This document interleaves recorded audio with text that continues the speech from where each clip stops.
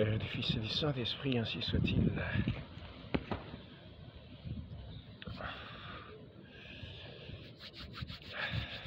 Hier soir, j'étais en train de regarder une émission d'histoire. C'est quelqu'un qui s'appelle Christopher Lann. Alors, il aime bien l'époque napoléonienne. Et il aime bien raconter quelquefois des récits assez précis de certaines personnes dans ces campagnes napoléoniennes qui étaient à la fois terribles mais en même temps épiques, extraordinaires par certains côtés, de voir tout ce que ces personnes pendant ces guerres napoléoniennes étaient capables de courage, d'abnégation, je vais pas y arriver. Montrer de courage, d'abnégation, de dévouement, de présence d'esprit, de bravoure, de vaillance inouïe. Alors il parlait là en particulier d'un quelqu'un qu'on appelle le cavalier Lassalle. C'était dans la cavalerie légère de Napoléon. Il est entré tout jeune, hein, comme simple cavalier, et puis il est mort dans une, je crois que c'est à Wagram qu'il est mort. Il me semble que c'est à Wagram, hein. Donc il dirigeait à ce moment-là des régiments de cavalerie. C'était devenu général, je crois. Mais c'est sa vie, c'est une vie tout simplement assez incroyable, hein, avec deux régiments une fois, c'est-à-dire 500 cavaliers. Il a pris une forteresse où qui était défendue par 150 canons et 8000 Prussiens.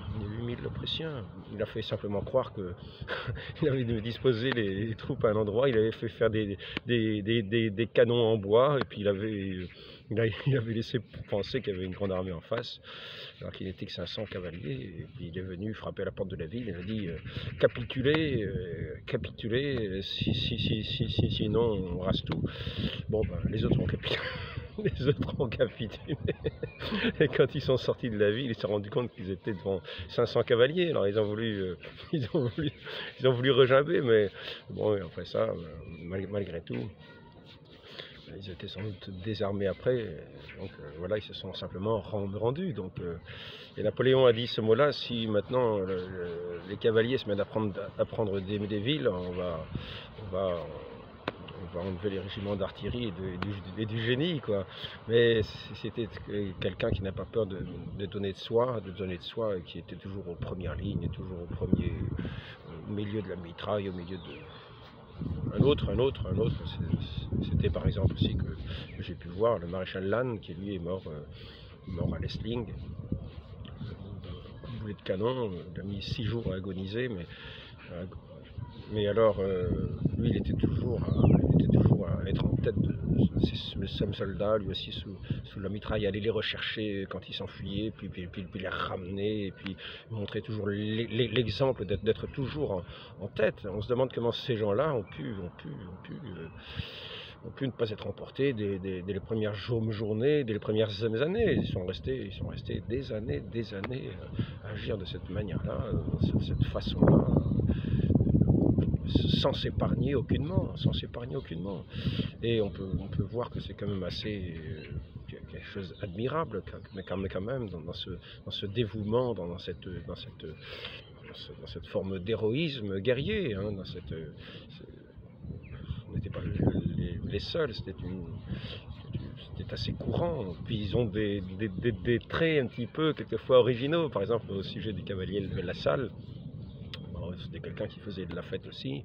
Il n'était pas invité une fois dans une fête qui était organisée par une dame. Alors il est arrivé, il a monté les escaliers de la maison à cheval, il est allé dans le salon avec son cheval, il a fait saluer cette dame-là par son cheval, etc. Bon, sans descendre du cheval, puis il est reparti.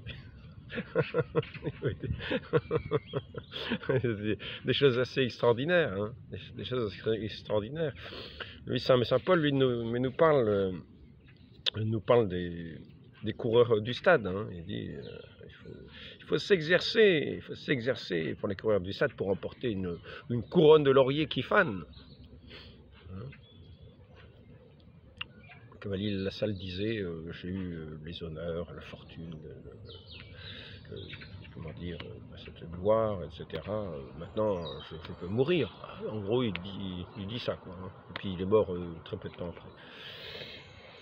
Mais c'est ça, ça aime cette gloire, ça aime cette fortune. Il pensait quand même à sa famille, donc ça aime cette fortune qui permettrait à sa famille de vivre. Donc il a quand même eu cette pensée.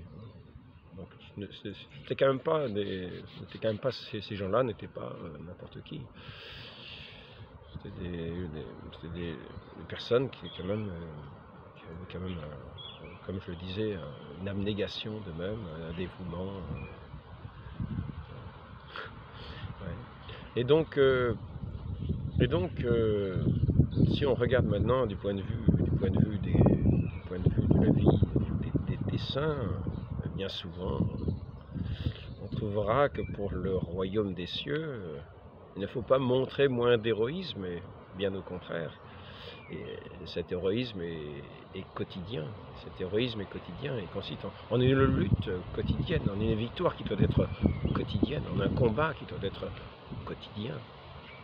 Quand nous entrons dans ce carême, mais toute la vie peut être aussi comme un carême, hein. Toute la vie peut être un renoncement ici-bas, une lutte ici-bas. Il faut utiliser les armes de ce combat contre le monde, contre la chair, contre Satan, contre le diable. Hein. Et ces armes-là sont des armes qui nous sont données par la force du Saint-Esprit. La force du Saint-Esprit qui nous donne les armes de la victoire, qui nous donne cet amour qui est plus fort que la mort. Mais il faut combattre, il faut s'exercer, sinon s'il n'y a pas de combat, il n'y a pas de victoire. Et nous avons vu par le passé la vie de ces saints qui étaient quelquefois sans sembler comme ça d'une apparence banale. Mais qui ne montrait pas moins de traits éclatants. Si on prend simplement Sainte Bernadette, il y a un moment, un riche monsieur, au moment des apparitions, hein, au moment des apparitions à Lourdes, alors que la réputation de Bernadette en sainteté commence à croître. Commence à avoir une réputation un peu partout à travers la France et peut-être le monde. Et là, il y a toujours des agents du commissaire Jacomet, hein, qui veut voir s'il n'y a pas la supercherie quelque part. Et là, on ne sait pas si ce monsieur était comme un agent, hein, comme un agent de ce commissaire, parce qu'il s'agissait de savoir si la famille de Bernadette ne tirait pas profit avec de l'argent qu'on lui donnait ici ou là. Il y a un monsieur qui dépose un jour une grosse bourse d'or sur la table, alors que ces gens-là étaient des pauvres, que le père avait été même en prison,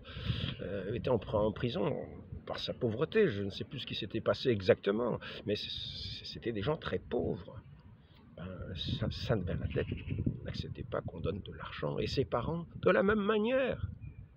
Ce qui fait que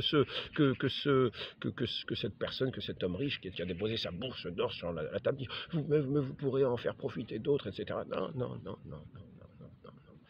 Et ça, ce sont des traits qui sont aussi glorieux. Ce sont des traits glorieux qui sont du quotidien de ces petites gens, qui ainsi remportent cette victoire sur ce monde, cette victoire pour ce royaume de Dieu.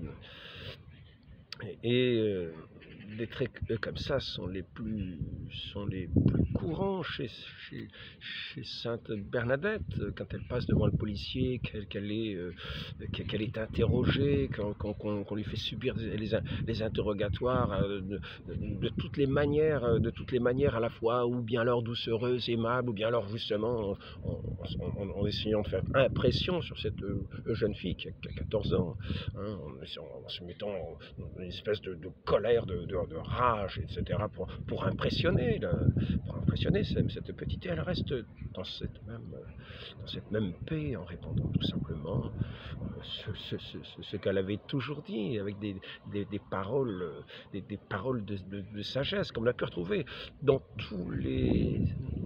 dans nombre de vies de saints, comme par exemple Sainte Jeanne d'Arc, qui dit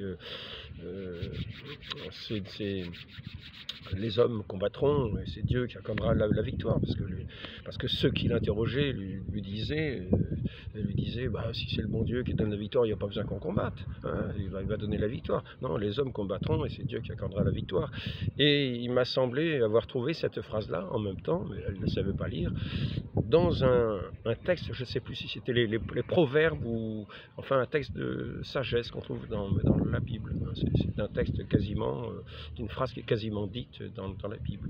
Mais des phrases de ce genre, des réponses de ce genre qui montrent, qui sont aussi éclatantes que ce geste de ce Lassalle qui rentre à cheval dans le salon, qui monte les escaliers à cheval, qui va dans le salon où il y a tout le monde, qui repart en descendant les escaliers, qui se montre avant de descendre par la fenêtre aux hussards qui sont dehors. il faut voir ce que c'est. Mais ces traits-là sont aussi éclatants. Ces simples traits de parole, de sagesse sont aussi éclatants que ces traits vivants. Et comment dire,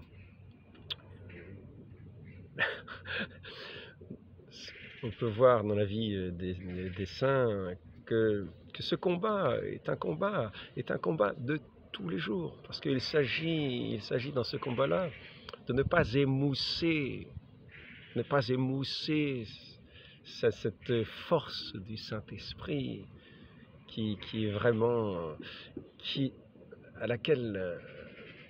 est cette grâce qui nous est donnée pour être vainqueurs du monde, et nous devons correspondre à cette grâce. Et tout notre combat correspond à correspondre à cette grâce ici-bas, pour remporter les vraies victoires, qui ne sont pas des victoires de panache, comme ça arrive pour ces empires du monde, que ce soit l'empire napoléonien, ce sont les empires du monde, et qui ont quand même coûté très cher, qui ont ruiné la France, qui ont apporté ce qu'on peut dire une espèce d'auréole de gloire, et qui, vrai, il y avait quelque chose quand même de cette abnégation de chez ces hommes, de ces traits d'héroïcité. Et oui, on ne peut pas le nier. Mais cette gloire ne correspondait pas à ce combat véritable, à ce qui est vraiment de la justice, de ce règne de justice, de ce règne de Dieu, de ce règne, de ce véritable amour. Nous sommes là dans des règnes de vanité, malheureusement, qui font tant de désastres. Nous ne savons pas la limite quelquefois du mensonge, des ordres qui sont donnés, non pas de la part de ces combattants qui donnent leur vie, qui eux sont en pleine vérité. Ils avancent sous la mitraille, ils donnent leur vie de cette manière-là. C'est tout simplement admirable. Mais ceux qui donnent les ordres, quelquefois, peuvent user de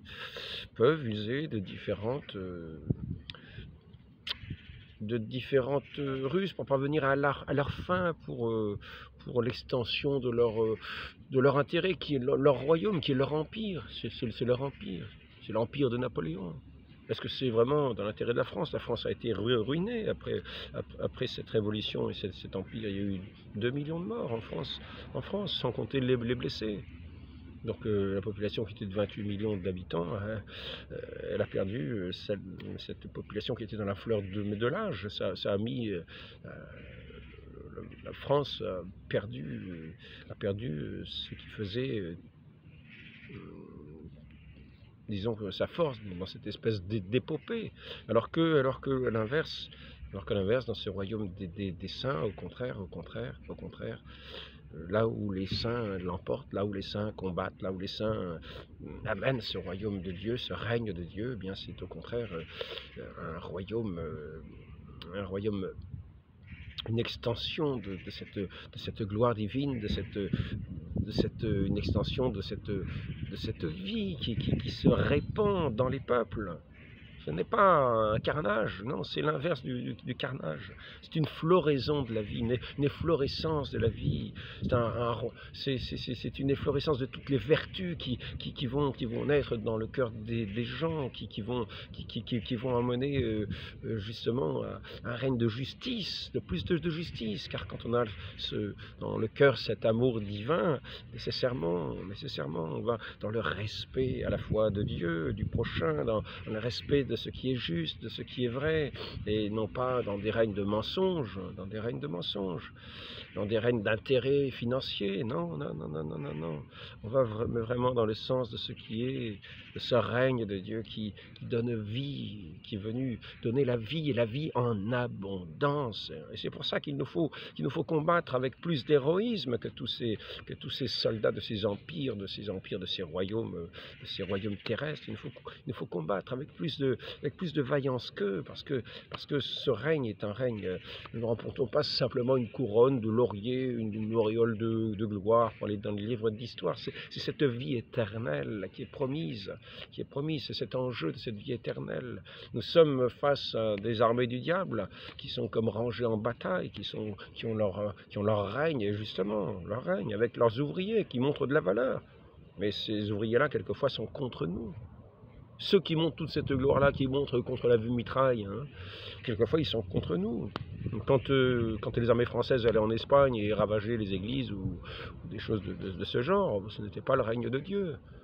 Et pourtant, les soldats français montraient un héroïsme incroyable. C'est par exemple là qu'à un moment, j'en reviens à ce maréchal Lannes, les troupes françaises s'étaient fait emporter par les Espagnols et s'étaient enfuis d'une certaine position. Le maréchal Lannes va les rechercher et marche en tête pour les ramener. Et il reprend la position.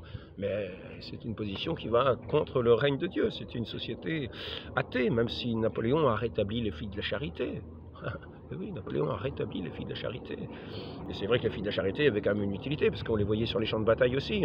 Peut-être pas sous l'Empire, je ne sais pas quel a été leur rôle, mais enfin dans les hôpitaux, pour l'éducation, pour les œuvres de charité. Oui. Et a rétabli le concordat aussi, donc ce que la Révolution voulait anéantir, c'est-à-dire l'Église, il est vrai de dire que Napoléon l'a plus ou moins rétabli par ce concordat avec le pape. Donc, je vais mettre le papier pour le vent, là. Ce que je veux dire dans ce petit entretien, c'est que nous avons, nous aussi, un combat qui n'est pas moins héroïque que tous ces combats que mènent ces héros du monde. Ce ne sont pas des héros, ce sont vraiment des gens admirables, qui montrent admirables, quelquefois même, on ne peut pas dire que ce soit toujours exemplaires du point de vue de certaines vertus. Mais nous, justement, ce combat que nous avons à mener doit être plus admirable que le leur. Nous ne combattons pas pour un royaume éphémère, nous ne combattons pas pour un règne de l'argent, nous ne combattons pas pour la finance internationale, nous ne combattons pas pour notre intérêt particulier, pour notre honneur particulier, mais pour ce règne de Dieu, pour la vie éternelle, qui est ce règne de la gloire véritable, de cette splendeur qui n'a pas de prix, que rien ne peut dépasser, et qui emplit de vaillance tous les cœurs humains qui en sont remplis. Et nous devons avec ardeur mener ce combat. Nous ne devons pas être comme des gens endormis, à moitié des ouvriers de la nuit. Non. Nous devons être des ouvriers du plein jour. Et il faut savoir que c'est un combat à mener et que nous avons des opposants. Et oui, effectivement. Mais nous devons mener ce combat dans la douceur, dans la fermeté, dans l'annonce dans l'annonce de cet évangile de la vie, cet évangile de la vie qui est une bonne nouvelle. Et nous devons donc annoncer cette bonne nouvelle, tels des héros qui ont une trompette et qui annoncent cette nouvelle comme des anges qui annonceront le jour de la résurrection. Et nous devons déjà être comme ces héros qui sonnons cette bonne nouvelle et qui va, d'une certaine manière, faire redresser les âmes, redonner vie à ces âmes mortes, les amener à la vie, les conduire à la vie, les ressusciter d'une certaine manière, les conduire à la résurrection véritable, serait-ce que par le baptême, même si ce n'est pas la résurrection comme on l'entend, avec la résurrection des morts, mais c'est quand même une résurrection des âmes. C'est-à-dire que nous devons amener à la lumière tout ce monde enténébré, tout ce monde enténébré qui a ses honneurs, qui a ses certitudes, mais qui est justement enfermé dans ses certitudes et dans ses ténèbres. Et nous devons les sortir, et nous devons mener ce combat, et nous devons le mener impérativement. Ce n'est pas quelque chose de facultatif. Nous devrons rendre compte du fait de ce que nous aurons fait. Qu'as-tu fait de ta vie, ne sera-t-il dit? Qu'as-tu fait de ta vie? Qu'as-tu fait de ta vie? Et que n'as-tu pas fait? Tu es resté, tu n'as pas fait ceci, tu n'as pas fait cela que tu aurais pu faire. Il faut avoir l'amour est inventif à l'infini. C'est Saint Vincent de Paul qui me dit cela. Et dans le domaine de la charité est inventive à l'infini. Donc si nous avons cette charité en nous, si nous avons cette grâce d'avoir cette charité en nous, cette force de Dieu, cet Esprit Saint, eh bien, accueillons-le de tout notre cœur. Et avec lui, utilisons notre intelligence. Et il nous fera justement utiliser notre intelligence, parce que là où nous voyons qu'il faut un besoin, nous allons avec toute la force de l'intelligence, avec toute la force que nous avons, mettre tout notre esprit à trouver des solutions. Cet Esprit Saint nous fera trouver des solutions. Là où nous ne verrions que des murs, que des murs. C'est ainsi que d'une certaine manière on pourra passer à travers des murs, comme le Christ passe à travers le mur pour entrer au Cénacle lors de sa résurrection.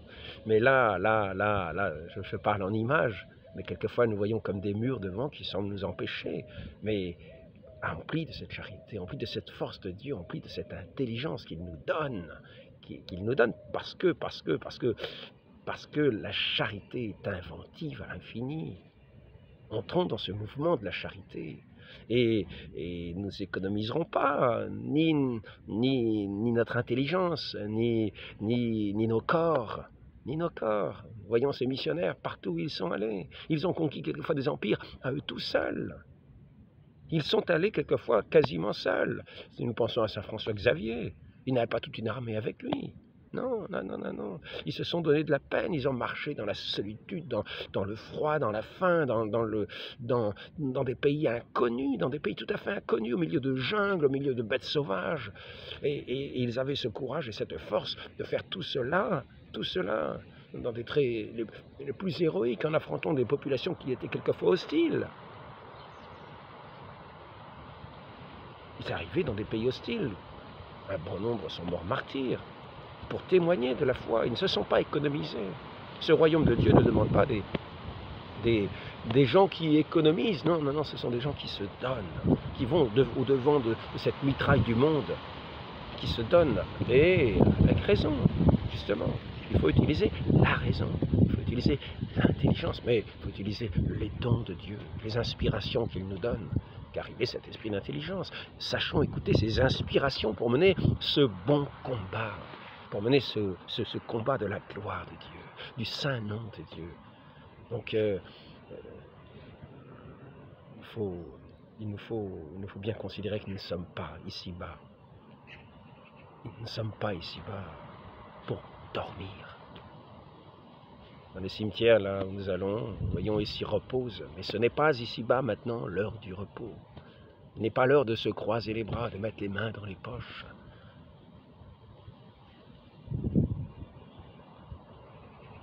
Demandons à la Vierge Marie cette grâce d'être inspirée pour vraiment lutter, combattre pour cette extension de ce royaume de la vie, de ce royaume de Dieu, de ce royaume auquel tous les hommes sont appelés à entrer pour cette gloire éternelle.